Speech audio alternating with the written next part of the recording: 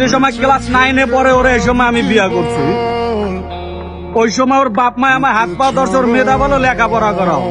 ওরে আমি masters complete করাইছি, মাস্টার্স কমপ্লিট করাইছি। ওরে কম্পিউটার কিনে দিছি, ল্যাপটপ কিনে দিছি, ওরে ফিনিশিং এর কাজ শিখাইছি।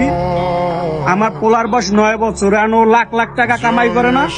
ও আমার টাকা পয়সা অর্থ সম্পদ কম্পিউটার জিমে যে আছিল নগদ ক্যাশ 1,80,000 টাকা নিয়ে 8 মাসের 18 তারিখ ও চলে গেছে একটা ছেলের সাথে, বাইকে গেছে।